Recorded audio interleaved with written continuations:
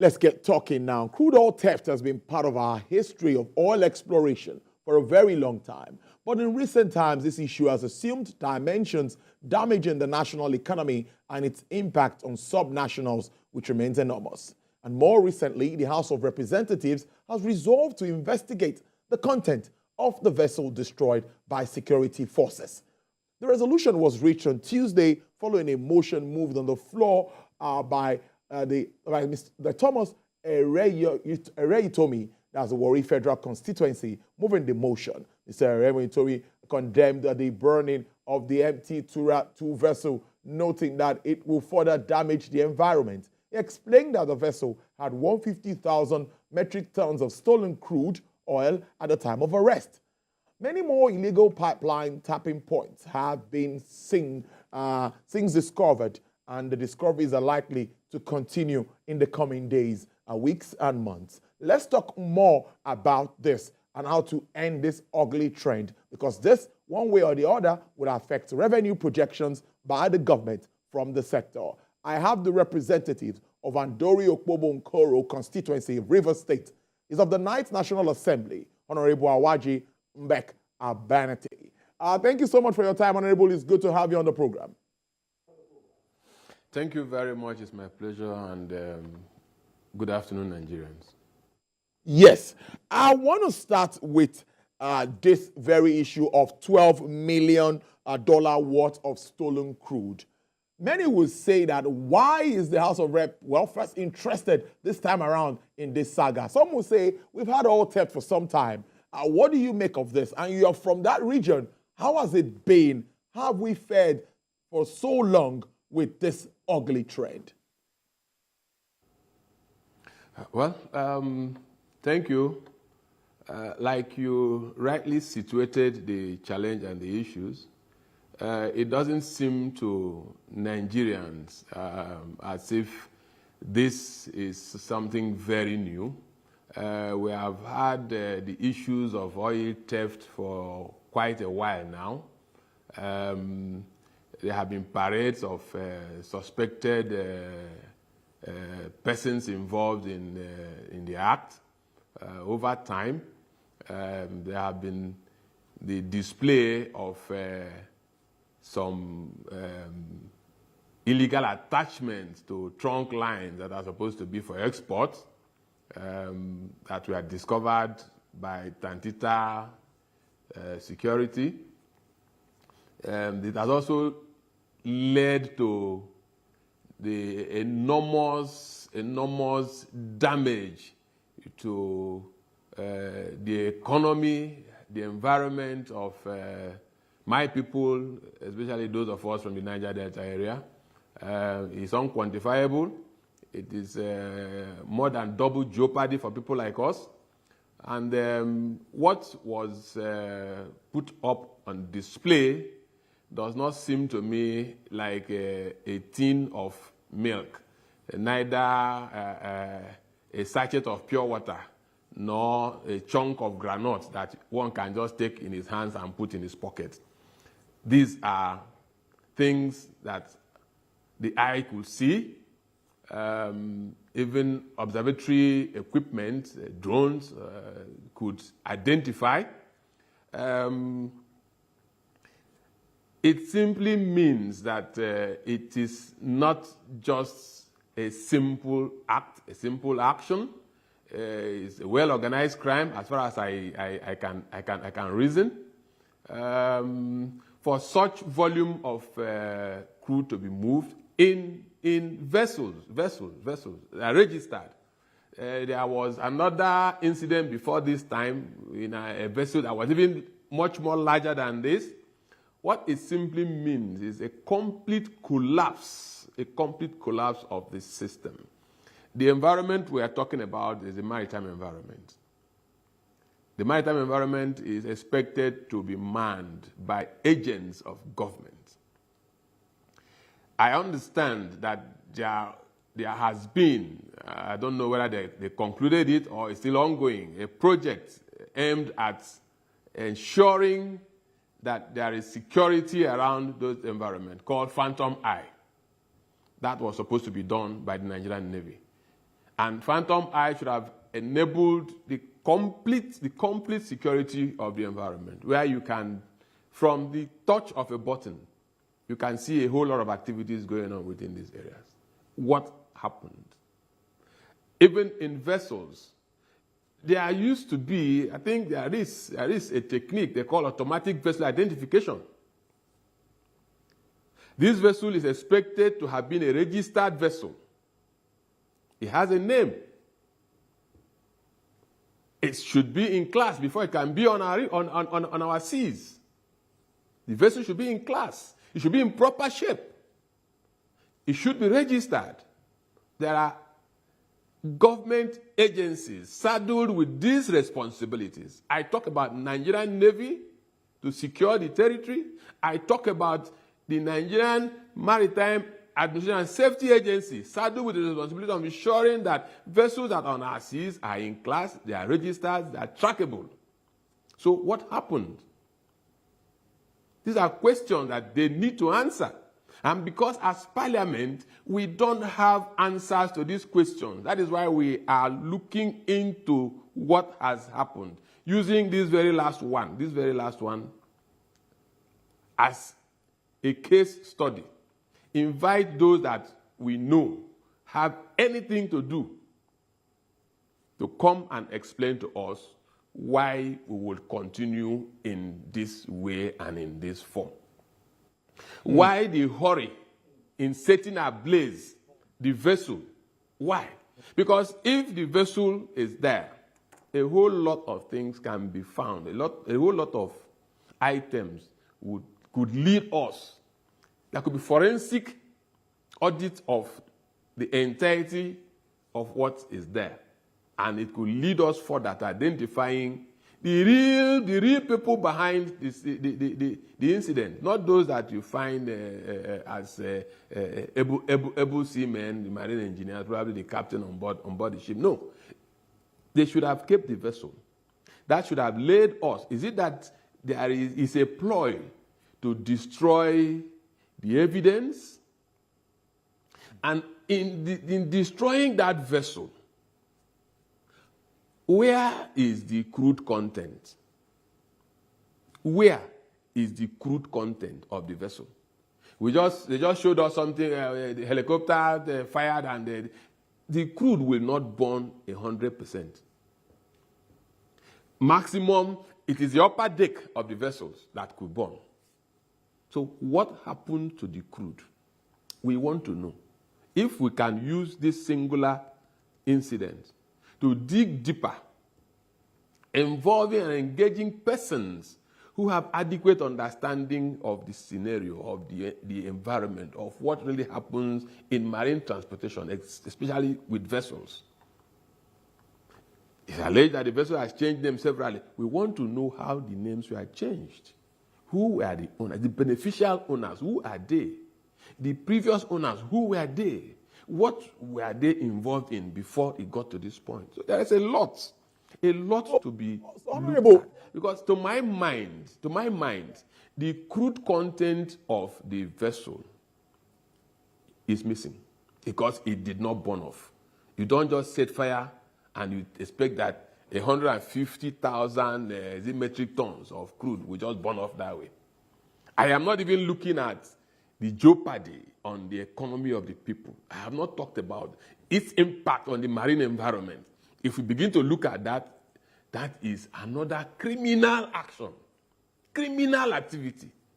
They sentence everybody within that environment to early death. Everybody around the marine environment has been sentenced to early death. And Nigerians are happy because probably the people who will be doing this, they are not close. They are several hundreds of kilometers away from the scene of the incident.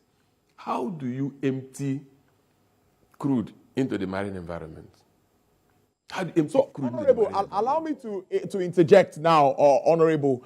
This indeed is worrisome, and like you said, a lot of questions to be answered. So how soon do we start to get answers to this question, as we expect all those summoned to come up anytime soon? I would also follow up with the fact that some will say that some of these local refiners now, not those stealing crude, that we could do something to incorporate them. You are from that region, and I'm sure you know more of this than I do. What can we do to take advantage of some of these locals? So as we try to look at modular refineries and all of that, do you see any way for them other than just getting them off this business in totality? There have been several proposals, several propositions aimed at engaging the locals, engaging those. But nothing has happened. The talks of modular refineries, none has come to light. None. So I can't speak authoritatively to those issues. If there is a political will, if there's a willingness to stop the entire criminality, there would be meaningful engagement with timelines and expected indicators. That at this point, this is where we expect to get. At that point, this is what we should be doing. At the next, this is where we want to get to. But as I speak with you, nothing is on ground to show. I have had people discuss, that they say they should form cooperative societies, they should put themselves together. They have done all of that, and they have not been able to move beyond that point. So I don't see any hope in, we want to engage. Even at that, the issue we are talking about now is not the issue of local refiners. It's not those who steal maybe one drum of diesel to refine. No. What we saw goes beyond local refiners. Let us not miss the point. Let us not lose track. Let us I agree with you. The focus is not on the local refiners who damage one drum, 2 drums of. These are people who come with vessels. Allow me to ask you that. What now can be the best ways to secure our oil wells and all our rigs? What now do you think will be the best ways? Of course, adopting technology is key, but what more do you think can be done? First of all, there has to be renewed patriotism. No matter what you do, if the people don't have a buy-in, if they're not patriotic, I don't see how that works out. It is not the fact that we don't have the presence of the military personnel. We do have around the environment. And don't forget that not too long ago, some persons were maybe omnibus generalized accusation that even those who are supposed to man this environment, who are supposed to protect these facilities, have been compromised, and they might even be those who are responsible for the activity. So it's not about security agencies, because they have been deployed in those environments. They are still being deployed in the environment. So why is it happening? It's simply there is no commitment. There is no commitment to the fact that this is Nigeria. This belongs to Nigeria. The persons from that environment have accepted their fate. It's okay. This is what God has given to us from this place. They are using it to sustain the economy of the country. This is the same country that we belong to. Can we have better deal? That is ongoing. Give us higher percentages in terms of derivation. It's ongoing. If the nation state accepts, good. If they don't accept, they have taken that as their fate. But those whose responsibility it is to even secure the assets, how patriotic have they been? There are issues, like I mentioned, that have accused directly members of the security agencies that they are involved in it. So if the security man eventually becomes the man who is tampering with whatever, how do you resolve that? How do you get that? How do you find that out? They have been exposed in the past. What has happened to those who were caught in the act? What has happened? Has there been adequate punishment? It's a lucrative business for those who do it. So, if you survive, if you succeed, so has there been punishment commensurate with what they have, the damage they have done, not just to the economy alone, like I said. We are being killed incrementally by the day. By the day, as long as you come from that environment, you must eat fish, you must eat periwinkle, you must eat oyster. Incrementally, you take heavy metals and they keep accumulating in your system. You have organ failure, you have cancer, you are predisposed to these issues of health. We're not even talking about all of that. It's okay, that is our fate. You are impeding navigation. Any vessel that you sink impedes navigation. Before you know it, the creeks, the ports around that area cannot take vessels of so draft, not knowing that it is the action taken at a point that has helped to seal that environment, that has helped to make that place non-navigable. Non-navigability to both conventional vessels, non-conventional vessels, even the local craft. As you sink a vessel on that river, you have dispossessed thousands, tens of thousands, if not hundreds of thousands of their livelihood. Those who go to fish by just casting their nets can no longer do that. Because once you throw your net in that environment, it will entangle the sunk vessel and you will lose everything. Nobody even bothers to relate to you in that circumstance. Nobody. We have heard of several boat mishaps.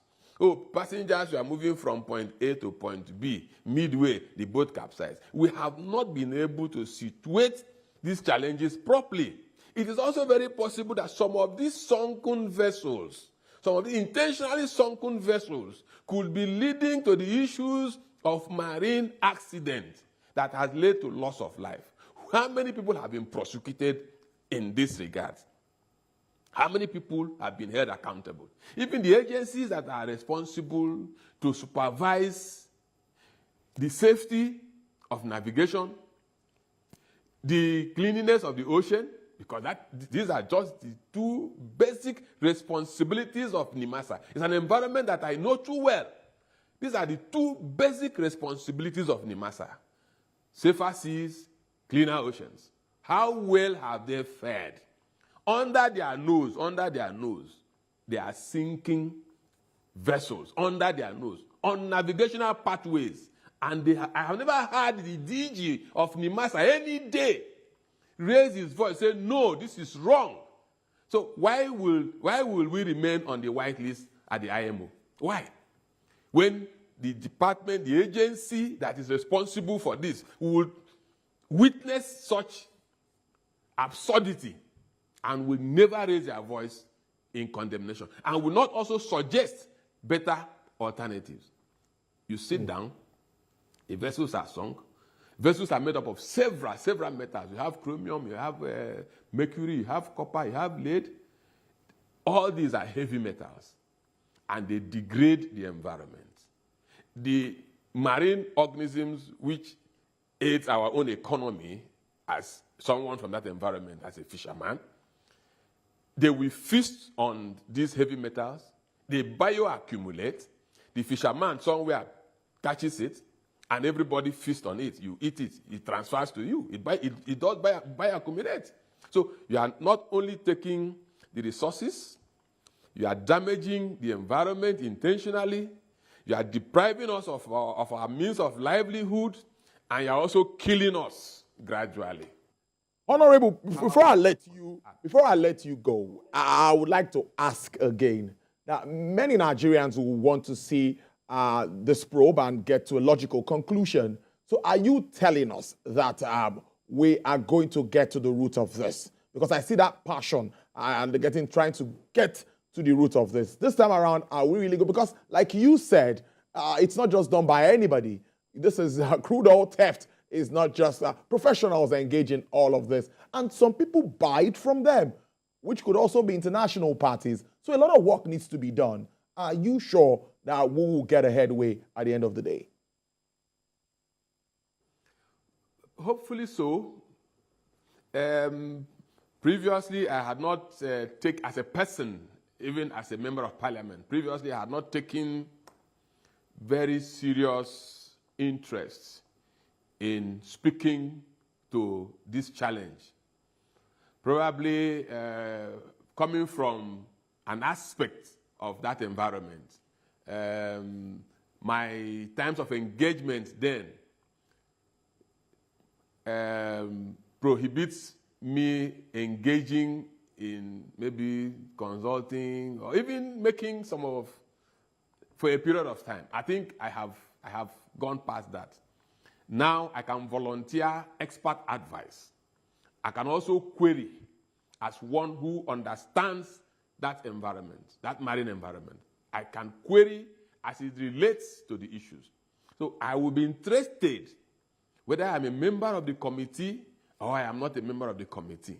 Whether it's ad hoc or it's a standing committee that is going to invest, I will volunteer my time because my silence is not the best for my people who I have mentioned here are dying incrementally. It is not in the same vein, it is not good for the economic survival of my people whose sole dependency is from that environment. We don't have land to farm. We are known for fishing. We are known to survive from the marine environment. And if we don't speak up at this point, at this time, we may face extinction due to economic strangulation. So it is time that every man, every woman that has anything to offer as solution in this regard should please join us and speak up. I will participate in the probe. I will participate in the investigation so that I will bring to limelight the areas that appeals to me, the areas that are challenging to my people, the area that I know, area that I have comparative advantage as a result of either my training or my working experience. I will participate. And I want to believe that this time around, the times that we are in are very, very different times from every other period when the economy itself is not smiling. We are buying premium motor spirit for over 600 naira, even when those from that environment don't even have a drop. Because in most of the communities along the Niger Delta environment, you don't find any filling station. It is non-existent. So the jeopardy is more than double for us. So whatever we can do to save ourselves, whatever we can do for survival, I am sure that everyone would be very, very willing to get involved. I will get involved in this issue. And I want to believe that others will be as passionate, if not more passionate than I am, so that we can get to the final destination to solve this problem once and for all. Very interesting. I would also invite you again to give us updates as the probe goes on. Thank you so much, Honorable Awaji Mbek Abiante. He represents Andori Okpobo Nkoro constituency, Rivers State. Thank you so much, and do enjoy the rest of your day. Andoni Okpobo Nkoro Federal Constituency. My people made a protest that the spelling of the name of the constituency was not absolutely correct, and I appeal to them. My apologies. Next time, I'm sure you'll get it right. I'll be very willing to appear again to volunteer whatever knowledge, whatever information I have. Thank you very much. All right. Thank you so much, and do enjoy the rest of your day.